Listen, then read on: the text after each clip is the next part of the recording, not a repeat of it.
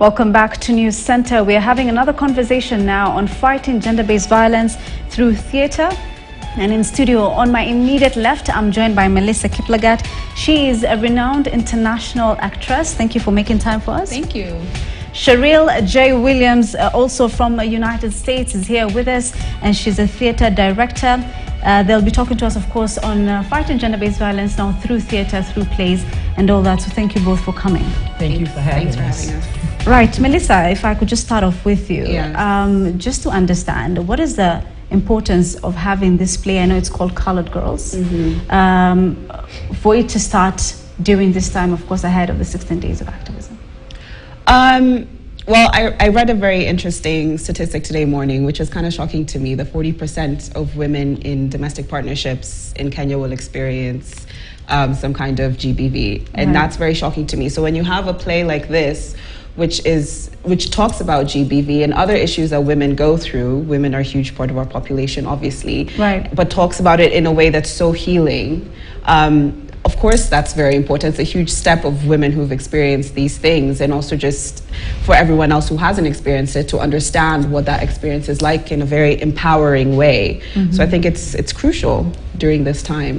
Right. Cheryl, just coming to you now, tell us more about the play itself. What was the inspiration behind it?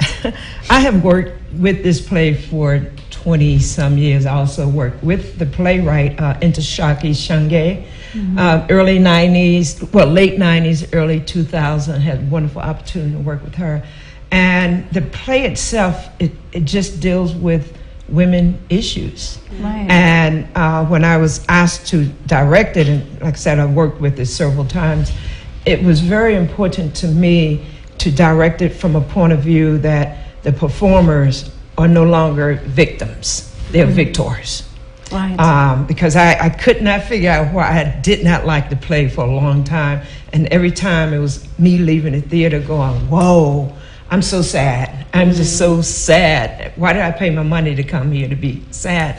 And reading it, and I realized, oh no, these characters went through this. They went through it, but they're still surviving. They rose above it. You know, like Maya Angelou says, still I rise. And that's the beauty of the piece. Very interesting. Coming back to you, Melissa. So tell us a bit more about the play itself, and maybe if I could ask the role that you play in it and how it resonates with you. Tell us about it.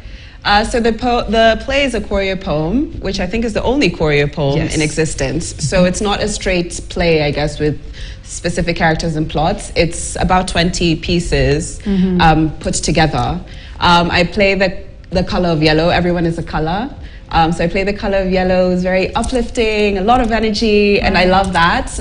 There's a lot of dancing, it's just fun. I feel like everyone, especially if you're a woman, you will just relate to it at some point. And it goes from pieces where the people are kids to when they're adults to when they're mature, and just everything that we as women talk about, relationships, men, finding yourself as a woman. It deals with rape. It deals with toxic relationships, everything in there. Someone will find a specific story that's very relevant to them. That's very interesting. Cheryl, coming to you now. Of course, this is the role that the play is here in Kenya, and looking at gender-based violence, and she talked about 40%. You know, from your experience, how do you see the rate of gender-based violence here in Kenya as compared to the United States, for instance? Very interesting. I really feel that it's just global. It's all over. So it's not just in the States. It's not just in Kenya. I did this play in 2019 in Denmark and Finland and Stockholm, Sweden, and it was very well received. And it was at that point where doing it there, I realized this is something that we are really needing. You know, not even wanting, but needing to just carry all over this world, you know, because the play itself, as Melissa very well put it, is really about women's issues, things that we go through in life. You know, every experience in the 20 poems, I have not experience, everyone. But there are some in there that I can relate. And for me, for us, I think it's more of giving women permission to know, one, you're never alone. Yeah. This never just happened to you. Two, there's hope. Three, there's triumph, encouragement. And most importantly, it gives women a voice. And we can be their voice until they find their own voices. You know, but what we're doing is giving permission to speak their own voice. Right, very, very interesting. Melissa, again, I'm going to come back. Yes. And talk about like the different roles other people play. Is there any other role that you can tell us about, apart from yours that is color yellow? Is there other roles that you could tell us about? So we're 7 women. Each of us have a color. Our stories are very interweaved within each other. There are a lot of pieces we're all together telling a story. So I don't know if I could say there's specific. I think every character, obviously because they're different actors, have a different energy to them. Every character is telling different stories about a different time in your life, different experience that women experience. But yeah, there's 7 colors. Everyone has their own energy, their own spirits. Yeah. Right. Before you go, may I say that the title of the play is For Colored Girls Who Considered Suicide When the Rainbow Is Enough. So the 7 colors, 6 of the 7 colors represent the rainbow. And the 7th actor is Lady in Brown, which is Earth. And for me, she's the balance. She's the one that's holding both ends of the rainbow up. So that's where the colors came out of the rainbow. Wow, it's so interesting. But then again, Cheryl, back to you. You know, in terms of like theatre or plays here in Kenya, how do you think they communicate such, such stories? Do you think it's a really good platform to, discuss things like gender-based violence? Yes, I found it to be an excellent platform, and I found that this play is the perfect piece for that platform. I remember talking with Michael Omoki, who is actually the artistic director and founder of ACT, New Nordic Voices, and we had a conversation over a year ago because that's what he was the one that brought me to Denmark to do this play, and we talked over a year ago, and we was talking about bringing it to Kenya because he's Kenyan, even though he's been living in Denmark for some years. And we were talking about the festival and what it represented. And I said, we can do this. And I think working with the ladies here has helped us to make the connection between African and African Americans. There's so many similarities, and throughout the rehearsal process, we were able to just connect these dots.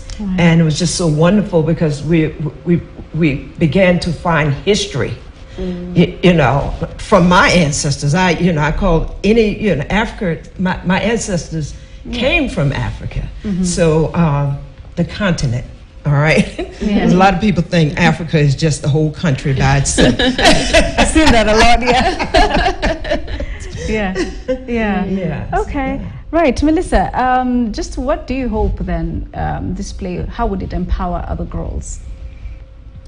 Like Cheryl said, first and foremost, for them to not feel alone. I think it's also educational. I know there's a piece in there about rape, and it doesn't portray, let's say, a rapist in a very stereotypical way, because in real life, the person who might do that is not some stranger in an alley. It could be your uncle, it could be your friend. So I think it's also educational, but mostly I want them to feel empowered. I want them to know that what's happened to them is nothing but what's happened to them. It's not who they are, and that their story will go on. This is just a chapter. You will have other chapters. Right. Cheryl, is there other ways that people can learn how to handle like gender-based violence away from the play, in your experience? Do you go to schools, for instance, and talk to girls? Oh, yes. Because a lot of girls also here in the country are interested in plays and in acting. Is there any initiative like that you're involved in? Yes. Speaking with Michael, when we were talking about this, the first thing I said to him, I want to go to maybe some of the undeveloped areas so that we can just have conversation. Go to some of the schools. I actually, even in the States, I Zoom in on classes. For instance, I had a school teacher who was teaching for colored girls, but she was Caucasian, and she felt that she wasn't equipped. So she brought me in to teach that class for her. Mm-hmm. And even here, I'm still trying to find a time so I can get the actors together where we can do a Zoom into several classes, mm-hmm. even back in the States. Mm-hmm. Yeah. And I think it's just wonderful because this can go into schools, it can go into communities, into groups and panel discussions, because I think we're having a panel discussion in Kisumu. Okay. I'm trying to get them right. You're doing okay. I'm trying. Right. All right. I want to circle it back again from what I asked you to you. Are you doing anything, away from acting to just empower girls when it comes to gender-based violence? I think for me, because I train actors as well. After I got my master's, I came back and I've been training actors. I do a course called intimacy training, so especially for female and male actors who are doing intimate scenes and things like that, mm-hmm. of how to be safe and how to feel empowered about your body and to decide who can and cannot touch your body and in which way, and to be able to have a voice in that. Mm-hmm. So yeah, I think that's probably where I do the most work within mm-hmm. my industry, mm-hmm. of how to prevent those situations and how to have a voice as a woman. I want to know, even as a woman, how has your acting experience been? With relating to challenges women go through, especially in the acting thing. I think I've been lucky in terms of I haven't had horrible experiences, but I know a lot of stories of horrible experiences. Mm-hmm. And yeah, what I always tell my students is you have every right to speak up. And just when you hear about these people, be careful about being around them. But whatever situation, if something happens to you, it is not your fault, and you have every right to speak up about it mm-hmm. and have the issue resolved. But I've been lucky, personally. I've been lucky. That's good. Cheryl, what about you? Back in the States, have you had any challenges as a woman, as a theater director yourself? Mm. Yes, well, my background really was in stage management, so I learned more of the technical aspect of mm-hmm. theater. Even though I've been a professor of theater for 30 plus years at the university. And I guess I've been lucky also because I came in, like I said, from the technical point of view, which was definitely a man's mm-hmm. quote unquote position. Right. And, but that has been all of my life, really working with men. Ever since I started working at 21 years old. And that's why I was lucky I didn't have to work until I was 21 years old. But, the industry in States is still considered to be a man's world. Yeah. Mm-hmm. But I just walk in and just do what I do. Yeah. So I've gone from the technical aspect now to more of the artistic. Mm-hmm. But I love it because I'm well grounded in all aspects of putting up a production. Right. Yes. Interesting. Yeah. Melissa, how dire is the situation, especially when it comes to sexual gender-based violence here in the country? How serious is it? When I saw that statistic, I was very shocked because it's you take 3 women here, by that statistic, at least one of us will have experienced that. That's crazy to me. Mm-hmm. I think I'm happy we're having a conversation about it and people are more open about it. I think there was a time, and there still is right now, where there's a lot of normalization of this. Mm-hmm. And you see it even on social media, the way people respond when someone comes out with a story about what's happened to them. Mm-hmm. And obviously we need to correct that conversation. And I think we need to put more effort into giving guidance to men. Mm-hmm. I know we've had a huge campaign about the girl child and empowering her, but the girl child is marrying the boy child. Right. And so we need to continue to guide these boy childs that are going to be our sons, our husbands, our boyfriends, and open that conversation so that it's a holistic approach to solving this problem. Mm-hmm. Yeah. Cheryl, when we talk about gender, usually it's not only female, but there's also the male aspect of it. Yes, and that's very normalized. Exactly. Yeah. We don't really talk much also about the men, facing any form of gender-based violence, if I could call it. Yeah. Have you ever seen something like that in your experience? Oh, yes. Yes. Could you tell us about it? Are you asking based on violence against men as well, or? Yes. Okay. Just to make it all rounded. Rounded, yes. Yeah. Well, one thing with the play, I want to take it maybe from that approach, is that as I was reading, continued to read through it, there was one story in the play called Bo Willie Brown. And I just, that was the last piece that finally came to me. And it was because I did not want the audience to walk away seeing him as a bad person. Because the thing of it was, he had issues just like his girlfriend, Crystal. He was sent off to war during the Gulf War, came back and had no help, you know, mental help. And there are a lot of men in the States now who have gone off to the Gulf War, return home, even the Vietnam War, as far back as that. They come home and there's no help for them, no mental health, no physical health. They're out there and no one there to help them. So it's like, what is it that they can do with that other than beat somebody or, you know, but men, I think that the challenge is that they are just as much of a victim as women are, you know. Personally, you asked for a personal story. My mom has 7 sisters, and one of them, I know for years, abused her husband, my uncle. Wow. Right. You're for years until finally he decided after 32 years to leave. Wow. Yeah. Yes. That's a story we never hear about, you know. It sounds very rare. Yes. 32 years. And I mean, I'm literally, I've experienced some of that on a personal level, but you very seldom do it, but it happens. It happens every day. Yeah. Right. Melissa, have you seen it happening in Kenya, for instance? I've seen it in... I feel like it just in social spaces in general, you see it happen a lot. There's a validation or the society is very accepting of women being violent towards men. And you're a man, kangumu, like you're not supposed to do anything about it. And don't ever retaliate because she can do whatever she wants to you, but you're not allowed to do anything. And it's very common. It's like a funny thing. You know what I mean? There's nothing funny about a man punching a woman, but a woman punches a man and it's like, you're so weak.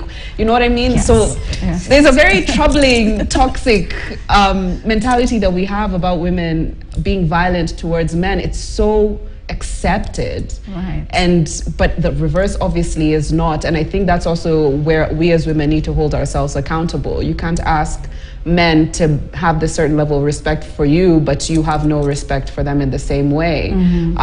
So I think it's both. And I think even as we're raising girls, we need to raise them knowing like a man has every right not to be abused the same as you, and you should value both equally. But I think during these conversations of activism, we're starting to have those conversations, and I think men are coming out now to be like, this has happened to me and it's not okay. It's not okay and it's not my fault. So I'm glad that those conversations are happening more and more. But hey, we need to change. I agree. I mean, because my next question was just going to be like, you know, what's the best way forward in terms of like solutions, especially when it comes to men? So apart from like just raising the girls' right, are there any discussions or platforms we're giving men to air out such conversations? I feel like it starts in the home. I think fathers really need to take that up in the way that they're raising men, and also mothers need to take it up in the way that they're raising boys, to not just accept anything and stay strong. You're a man, you can deal with anything. We need to start changing the conversations that we're having with our sons, and we need to have more forums where men can come out and say what's happened to them, and we as a society can get behind them to support them in the same way that we support women. Yeah. I don't know if you have Cheryl, do you want to add on that? Interesting that when Ntishaki Shange wrote this play, she got a lot of backlash from men. And she simply said to them, hey, this is for colored girls. You know, I'm not bashing you. but this is what this piece is for. And out of that, someone wrote, and there's a really nice script out here called For Colored Boys, who consider suicide when the rainbow is enough. And maybe at some point, now that I'm thinking about it, and my creativity is just flowing sitting here, is that, you know, at some point you can do those two pieces and rap with each other. And I think that that can really begin to open up Pandora's box, per se, because it would be Pandora's box. Yes, of course. Interesting. Melissa, who else are we expecting to be part of the cast here in Kenya? Ooh, it's a nice cast. It's a nice cast list. There's Nini Washera. There's Nungo Akinyi. Is her name Akinyi? I just call her Nungo. There's Becky, Marianne Nungo. There's Becky Mwalimu. We have no, I've mentioned Nini. There's Victoria and Rebecca, who are coming in from Belgium. So it's a very international. The Danish. Yes. Sorry.